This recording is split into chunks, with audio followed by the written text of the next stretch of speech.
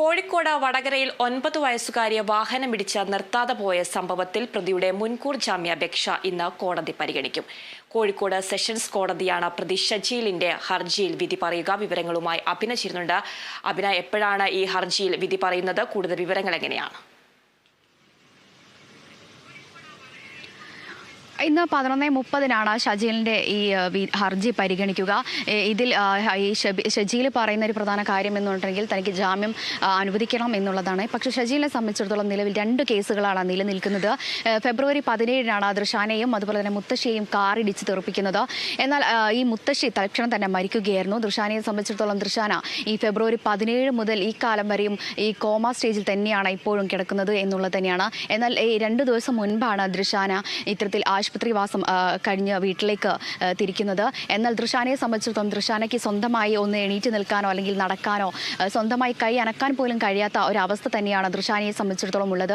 എന്നാൽ ഈ ഒരു സംഭവവുമായി ബന്ധപ്പെട്ട് അമ്മ പറയുന്നത് ഇങ്ങനെയാണ്: ഈ കാറിടിച്ച് തെറിപ്പിച്ച വ്യക്തി ഒരിക്കൽ പോലും തിരിഞ്ഞു നോക്കുകയോ അല്ലെങ്കിൽ ഇതിനെ സംബന്ധിച്ചൊരു കാര്യങ്ങൾ അന്വേഷിക്കുകയോ ഒന്നും പോലും ചെയ്തിട്ടില്ല. തങ്ങളെ സംബന്ധിച്ചിടത്തോളം തങ്ങൾക്ക് നിരവധി പൈസയാണ് ഇതിൽ നിന്നും നഷ്ടമാകുന്നത്.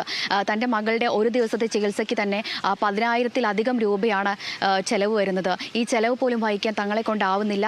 തങ്ങൾ കുടുംബം നോക്കിയിരുന്നത് ഞാനും തൻ്റെ ഹസ്ബൻഡും ജോലിക്ക് പോയിട്ടായിരുന്നു എന്നുള്ളതായിരുന്നു പറയുന്നത്. എന്നാൽ ദൃഷാനയുടെ ഈ ഒരു അവസ്ഥ കാരണം ഇപ്പോൾ ജോലിക്ക് പോലും പോകാൻ കഴിയാത്ത ഒരു അവസ്ഥയാണ്. അതുകൊണ്ട് തന്നെ തങ്ങൾക്ക് ഈ കൃത്യമായ രീതിയിൽ ഇതിലേക്ക് ഒരു ചെലവ് വഹിക്കാനുള്ള നടപടി ഉണ്ടാക്കണം എന്നടക്കമുള്ള കാര്യങ്ങളാണ് ദൃഷാനയുടെ അമ്മ ആവശ്യപ്പെടുന്നത്. എന്നാൽ ഈ ഒരു ഷജീലിനെ സംബന്ധിച്ചിടത്തോളം നിലവിൽ 2 കേസുകളാണ് നിലനിൽക്കുന്നത്. ഒന്ന് ദൃഷാനയെയും മുത്തശ്ശിയെയും കാറിടിപ്പിച്ച് തെറിപ്പിച്ച ഈ ഒരു കേസും, അതുകൂടാതെ തന്നെ ഈ കാർ ഇടിപ്പിച്ച ശേഷം ഈ പ്രതിയിലേക്ക് പോലീസിനെ എത്തിച്ചത് എങ്ങനെയായിരുന്നു? ഈ പ്രതി സ്വന്തമായി ഈ കാറ് മറ്റൊരു മതിലിൽ ഇടിച്ചതാണ് എന്ന് പറഞ്ഞുകൊണ്ട് ഇൻഷുറൻസിന് ക്ലെയിം ചെയ്യുകയായിരുന്നു. തുടർന്നാണ് ഈ ഇൻഷുറൻസ് ക്ലെയിം ഇത്തരത്തിൽ ഈ ഒരു വാഹനം ദൃഷാനെ ഇടിച്ചു തെറിപ്പിച്ചതാണ് എന്നുള്ളൊരു അന്വേഷണത്തിലേക്ക് പോലീസ് എത്തുന്നത്. എന്നാൽ അപ്പോഴേക്കും ഈ ഒരു പ്രതി ഷജീൽ ഇവിടെ നിന്നും അന്യനാടുകളിലേക്ക് ഗൾഫിലേക്ക് കടന്നു കളയുകയായിരുന്നു.